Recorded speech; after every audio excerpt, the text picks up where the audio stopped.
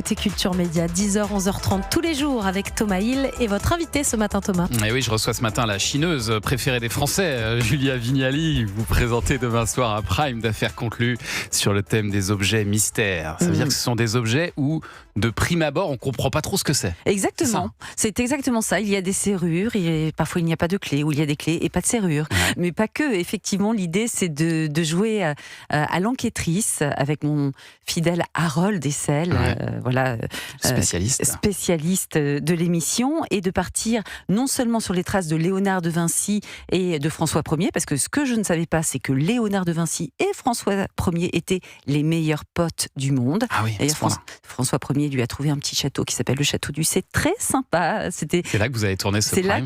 Donc on est en Touraine, exactement, à côté d'Amboise. Voilà, et c'est un petit château, qui est quand même pas mal. C'est un petit château relié à un autre beau château. En fait, les deux châteaux, François Ier et celui également de Léonard de Vinci, étaient reliés par un souterrain. Voilà, parce qu'ils voulaient se retrouver tranquille. Donc j'aime beaucoup. Ils étaient juste copains ou... on sait pas. Ça on sait pas. Mais pourquoi vous pensez à ça? Je sais pas. Mais moi aussi j'y ai pensé. Faire un tunnel pour se voir, il y a quand même quelque chose d'un peu. Tout le monde y pense. Tout le monde y pense. Mais franchement, non. L'histoire ne nous le dit pas. En tout cas, c'est pas du tout l'angle que nous avons pris sur. C'est pas l'idée de ce prime. De ce prime. Mais remarquez, c'est un mystère comme un autre. Quoique, c'est un mystère comme un autre.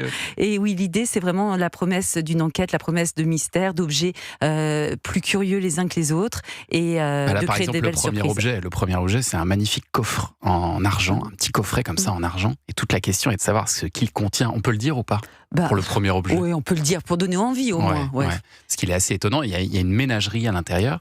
Mais donc, ce sont des Une ménagère, parce que ménagerie, ça veut dire c'est les animaux, la ménagerie. Ça veut dire un lion. C'est dans un petit coffret, il y a une ménagère à l'intérieur, effectivement. Donc, ça veut dire plein de couverts. Et comme le coffret est tout petit, les couverts sont coupés en deux. Exactement, en deux parties. c'est en kit. C'est génial ce truc. Par contre, c'est du kit, mais haut de gamme, parce que tout en argent. Tout en argent, c'est magnifique. Et oui, il y a des objets de surprise. Très belle, Et alors, les enchères, vous en parliez, Thomas, ça aussi, c'est une spécificité de ce prime, c'est que les enchères ne sont pas classiques, comme on peut le voir en quotidienne sur Affaires conclues. Il y a des enchères à la bougie, des enchères sous pli cacheté. Donc en fait, tout ça crée du suspense, et c'est pour ça qu'on pense que c'est un événement exceptionnel qui va avoir lieu demain. Parce que au-delà des codes que vous retrouvez sur Affaires conclues, il y a des petits suppléments mystères et des petits suppléments liés aux enchères. Et alors j'avoue, moi, que je garde un souvenir ému, Julia Vignali, de la grande robe rouge de princesse que vous portiez lors du dernier prime, qui est d'Affaires conclues. Là, vous êtes plus sobre. Vous êtes déçu, Thomas? Ouais, c'est un costume d'Indiana Jones. Et pourquoi pas? Et pourquoi Indiana Jones? Parce que vous menez l'enquête, justement. Parce que je mène l'enquête, effectivement. C'est un peu plus confortable aussi. Alors c'est vrai. Je vous avoue que la robe de princesse a été difficile à porter. Là, je suis avec mon petit Harold Dessel. Je dis mon petit Harold Dessel parce que c'est mon chouchou. Je l'aime, je l'adore. Et nous menons l'enquête tous les deux. Effectivement, à la façon de Sherlock Holmes, nous partons sur les traces de Léonard de Vinci. Il y a un petit côté secret d'histoire. Anissa le disait tout à l'heure dans ce prime, parce que vous parlez des liens donc entre de Vinci et son voisin François Ier. On apprend pas mal de choses sur Léonard de Vinci et toutes ses inventions aussi dans ce château. Est-ce que c'est France 3 aussi qui vous a demandé d'amener cette touche un peu patrimoniale comme ça? Alors écoutez, je ne sais pas du tout si c'est France 3 qui l'a demandé, mais c'est quand même effectivement une des promesses de l'émission. C'est aussi un surplus, un supplément d'histoire aidé par l'IA, vous l'avez vu. On fait un retour en arrière dans le passé grâce à l'IA. Il y a des châteaux, des décors qui sont reconstitués grâce à l'IA. Donc oui, il y a un petit côté secret d'histoire ou mystère de l'histoire, si on doit mixer les deux. Et ça me plaît beaucoup. Moi, je suis très fan du travail de Stéphane Bern. J'adore ses émissions, je les regarde beaucoup. Et de toute façon, Affaires conclues est aussi une émission patrimoniale. Bien sûr. À travers les objets. Et c'est vrai que le dernier prime que vous avez réalisé sous cette forme-là avait très bien fonctionné. 1,5 million de personnes avaient regardé ce prime à Noël. C'était bien supérieur au prime précédent. On peut dire que c'était une bonne surprise même pour vous? Oui, bien sûr. Écoutez, il il est arrivé que certains primes d'affaires conclues marchent moins bien. Donc à chaque fois, on se pose la question pourquoi ça a moins bien marché, et on réagit avec la production, avec Warner qui m'accompagne. Et donc là, on a trouvé, je crois, une bonne façon de raconter des histoires à 21h sur France 3, qui est celle des enchères un peu spéciales, de la promesse effectivement de décors splendides, parce que là c'est quand même très très très joli. Ouais. La dernière fois c'était le château de la Belle au Bois dormant, mais là franchement les châteaux sont tout aussi à la hauteur. Oui, puis après il y a quelque chose qui ne dépend pas de vous directement, c'est la concurrence aussi. Oui, alors ça la dernière fois vous aviez eu la chance d'être face à la bataille navale d'Arthur qui n'avait pas très bien marché. Là ça va peut-être être un peu plus dur. Il y a Masked Singer qui mise aussi sur le mystère, un peu moins sur la culture. Voilà, c'est ça. Voilà. Et voilà, forcément la concurrence sera peut-être plus dure. Vous espérez combien vendredi soir? C'est vous qui m'avez dit, Thomas, je peux le dire. Et il paraît que si j'approche du million, ça sera vachement bien. Oui, 1 million, ce serait déjà formidable. Écoutez, moi je le souhaite de tout mon cœur. Soyez le plus nombreux possible. C'est un peu plus compliqué pour la quotidienne d'affaires conclues là en ce moment parce que c'est l'après Roland Garros. Exactement. J'ai vu que ça tourne autour de 13%. C'est un peu bas pour vous normalement. Pour nous, c'est vraiment une moyenne basse. Ouais. Nous, on est bien au-dessus habituellement, mais c'est vrai qu'il y a eu les JO, donc il a fallu redémarrer après les JO, et puis il y a eu Roland Garros pour redémarrer après Roland Garros. Les gens retrouvent leur marque. Quoi. Exactement, et il y a toujours un temps de latence réel, mais moi je pense que comme d'habitude, dans 2-3 semaines, c'est reparti pour les plus belles audiences d'affaires conclues, mais c'est vrai qu'à chaque fois, il faut refaire le travail. Et c'est la même chose pour N'oubliez pas les paroles derrière, pour tous les programmes de fin d'après-midi, mais alors ça ira peut-être mieux, surtout à la rentrée, parce que vous avez vu qu'avant vous, ce ne sera plus une rediff, sera plus une rediff de Ça commence aujourd'hui, mais le magazine de la santé qui arrive avec Jimmy Mohamed et Flavie Flamand.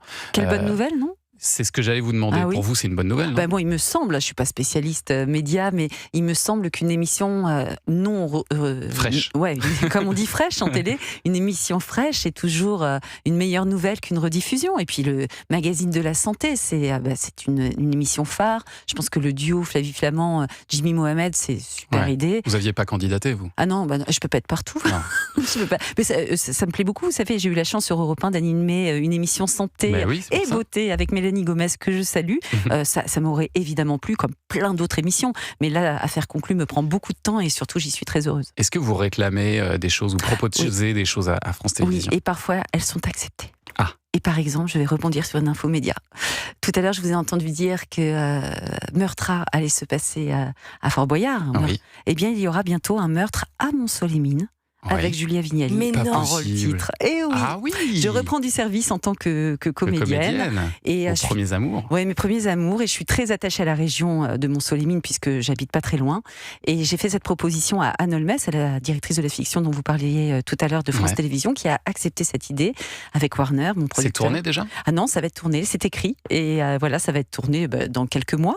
Vous allez mener l'enquête ? Je vais là aussi mener l'enquête. Je serai enquêtrice exactement en région, dans la région dans la région de mon cœur, et cette double carrière que je m'apprête à reprendre, parce que ça a toujours été mon métier comédienne à l'origine, ça me rend très heureuse. Ça et les objets, c'est le paradis. Bon, et alors en tout cas, je le disais, il y a du mouvement en ce moment à France Télé. Apparemment, la proposition aurait été faite notamment à Anne-Elisabeth Lemoine de reprendre les rênes de Télématin. Vous qui l'avez co-animé cette émission pendant 2 ans, est-ce que vous lui conseilleriez d'y aller, ou vraiment ça reste un souvenir trop douloureux, ce réveil qui sonne en pleine nuit? Alors le réveil, c'est franchement pour moi c'est pas le plus dur, le réveil, parce que quand vous savez que vous allez réveiller la France avec beaucoup d'humilité, bien sûr. non, je trouve que la charge est belle. La charge est belle, et puis moi je suis très très matinale. Non, je pense qu'il faut être bien entouré à Télématin. Il faut venir avec ses équipes parce que c'est vraiment un travail d'équipe. Donc je lui conseillerais, si elle devait accepter cette émission, effectivement de venir avec des gens qui lui sont chers, qui lui sont proches, pour travailler en équipe. Et est-ce que si jamais le siège de Babette libère C'est à vous, ça vous intéresserait, Julia Vignali? Ça vous irait bien, C'est à vous. Ouais, mais je l'ai déjà présenté, C'est à vous, en remplacement. Oui, mais alors là, je serais bien embêtée parce que qu'est-ce que je fais de mon affaire conclue? Il n'est pas question que je quitte cette émission.